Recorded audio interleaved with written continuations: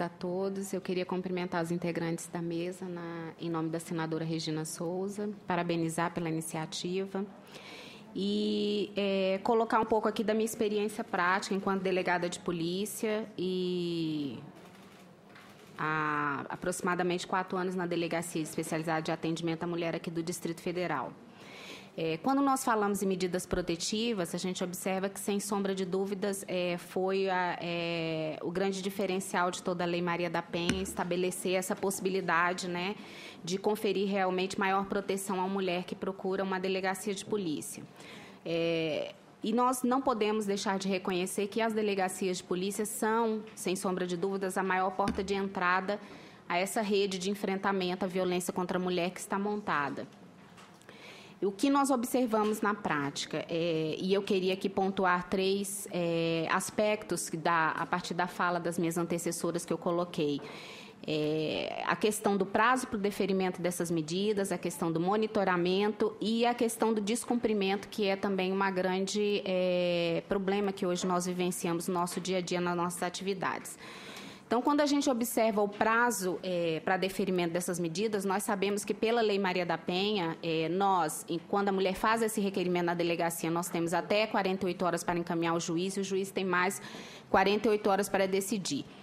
Infelizmente, nós temos notícias de alguns estados que essa demora pode chegar até 60 dias ou mais na análise desse pedido e nesse deferimento. E isso tem sido um fator que tem desencorajado e muitas mulheres a fazerem a denúncia, porque elas, quando chegam à delegacia e pedem informações de como vai ser esse procedimento, elas querem alguma espécie de garantia de que aquela denúncia ela vai se materializar realmente em alguma proteção ali efetiva naquele momento, porque ela teme muito voltar para casa e sofrer uma represália. E grande parte dessas mulheres não querem ir à casa-abrigo por esses aspectos que foram colocados, né? A gente precisa reconhecer que existe uma lógica invertida na questão da violência contra a mulher. Na verdade, o homem agressor, ele fica solto, aguardando uma avaliação judicial, e essa mulher, de imediato, ela tem que ser retirada das suas atividades habituais, do seu lar, da companhia dos seus familiares. Muitas vezes ela tem um filho do sexo masculino que, em razão da idade dele, já acima de 12 anos, no caso aqui do Distrito Federal, ele não pode ser abrigado, e aí ela não vai, porque ela não quer se liberar, né, se separar daquele filho. Então, a gente precisa começar a avaliar de que forma nós podemos efetivamente conferir maior proteção a essa mulher.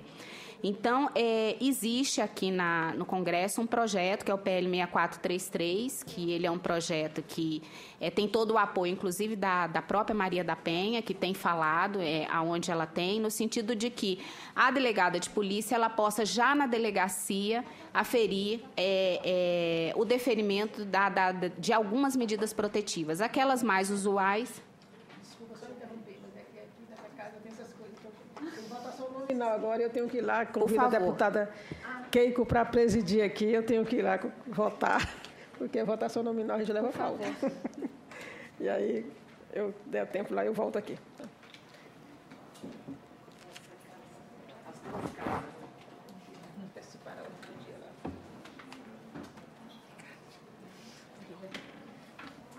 Continua, por favor.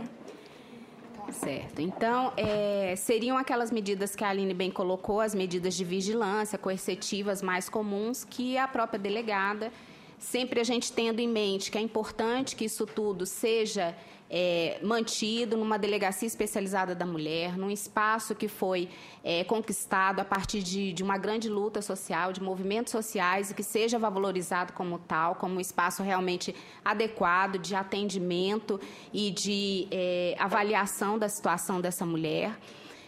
Para que a delegada ali ela possa avaliar e, a exemplo do que é utilizado já há muito em nossa legislação, por exemplo, na prisão em flagrante de um crime comum, né, o delegado entende que é uma situação flagrancial, lavra o auto de prisão em flagrante e comunica imediatamente ao juiz, ao Ministério Público, à Defensoria Pública, para que avalie a legalidade daquela medida.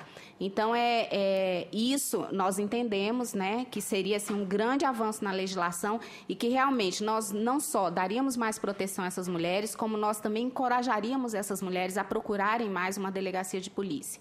Porque o que a gente observa na prática que ainda é um grande ponto. Elas muitas vezes voltam atrás, não fazem a denúncia quando elas percebem que elas não têm certeza do que vai acontecer ao final e nem tampouco se vai acontecer e muitas vezes no prazo. Por outro lado, para a delegacia seria muito interessante ela ter essa informação, porque o que acontece hoje? Muitas vezes a mulher ela vem à delegacia noticiar o descumprimento de uma medida protetiva e nós não temos qualquer informação acerca nem do deferimento e nem muito menos da intimação desse agressor, porque não basta só a mulher apresentar uma cópia da medida protetiva que foi deferida, nós temos que ter informação se esse agressor foi intimado. Ao lado disso, a gente tem hoje um entendimento no STJ que essa situação não é crime, não caracteriza o crime de desobediência. Então, vocês imaginem como a situação hoje é muito complexa. Então, a gente precisa que... nós precisamos ter informações fidedignas que essa medida protetiva foi deferida, que esse agressor foi intimado. Nós precisamos, mais que isso, nós precisamos ainda achar alguma outra espécie de delito para colocar naquela ocorrência, porque se nós colocarmos só a desobediência, nós não vamos poder lavrar um auto de prisão em flagrante, nós vamos poder fazer uma ocorrência criminal, porque o STJ hoje entende que essa situação não caracteriza um crime de desobediência. Existe também já um movimento muito forte no sentido de que os legisladores venham realmente a tipificar o crime de desobediência de medida protetiva, porque, uma vez caracterizado isso, qual é a nossa atuação? Nós lavramos o auto de prisão em flagrante e nós mantemos esse agressor preso, porque, pela legislação, estão presentes os requisitos da prisão preventiva, então nós não arbitramos fiança e encaminhamos diretamente ao judiciário para que ele avalie também a regularidade daquela prisão. Então, nós entendemos que, de pronto, esse seria o maior mecanismo de efetividade da questão das medidas protetivas. E também nos daria subsídios para que a autoridade policial, o delegado de polícia, ele pudesse atuar no momento em que a mulher procura a delegacia e noticia um provável descumprimento de medida protetiva, porque, vocês sabem, a delegacia ela trabalha 24 horas e aos finais de semana. Então, muitas vezes, se é durante o horário que os cartórios dos tribunais estão funcionando, a gente tem como ligar uma vara e procurar essas informações. Mas, via de regra, nas madrugadas, aos finais de semana, que são quando os índices de violência doméstica eles são mais altos, a gente vê isso nas pesquisas, né? A partir de sexta-feira à noite até domingo à noite, nós não temos qualquer informação sobre isso. Então, é uma situação, muitas vezes, que nos deixa muito frustradas, porque vem, por exemplo, a Polícia Militar, uma guarnição, traz aquele agressor e a gente não tem o que fazer, não tem como deixá-lo preso. Então, isso é muito frustrante para a gente ali naquele momento, né? E quando a gente pensa também que a mulher tem essa medida protetiva, sem sombra de dúvida, a gente tem que pensar numa forma de monitoramento dessas medidas, porque não basta entregar um papel para essa mulher e um papel para esse homem, se ele realmente não tiver a certeza de que ele, de alguma forma, ele está sendo monitorado com aquilo. E aí é muito importante que a gente também observe que, diante de todos esses dispositivos que a Aline muito bem explicou, a gente tem o botão do pânico, que é o mais conhecido, mas a gente está dando mais uma responsabilidade a essa mulher, né? Que é ela ser responsável pela segurança dela. Mas a gente tem que pensar que, muitas vezes, ela não tem a percepção da aproximação do agressor, né? Ele não chega e a cumprimenta e avisa que vai agredir, né? Ele chega sorrateiro.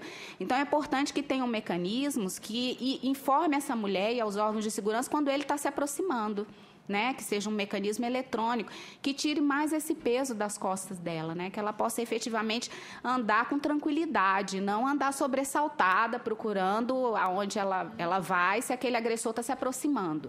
Então, a gente tem que pensar nisso com muito cuidado.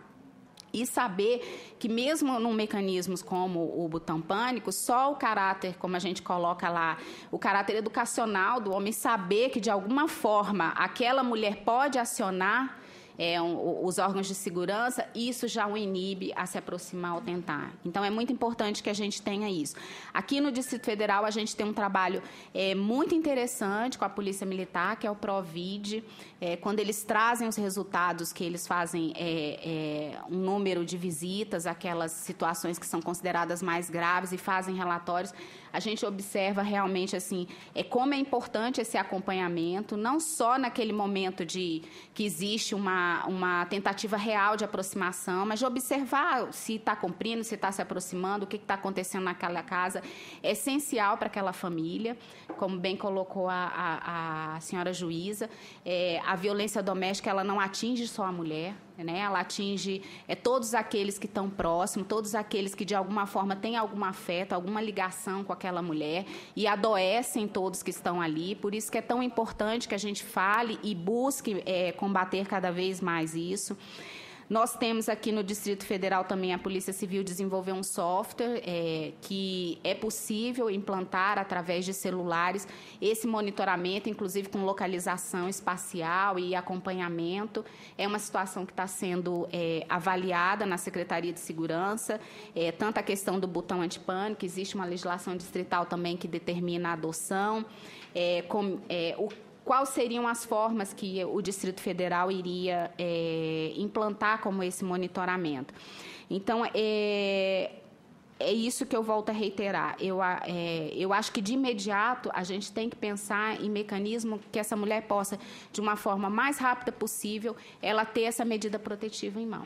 Né? A gente, na nossa prática diária, é isso que eu quero pontuar, a minha experiência enquanto delegada, muitas vezes, não é raro a gente conversar com a mulher e, no momento que a gente coloca para ela que essa medida ainda vai ser submetida a um juiz e que ele vai ter um prazo para avaliar e que nós não sabemos qual vai ser essa decisão, ela recua.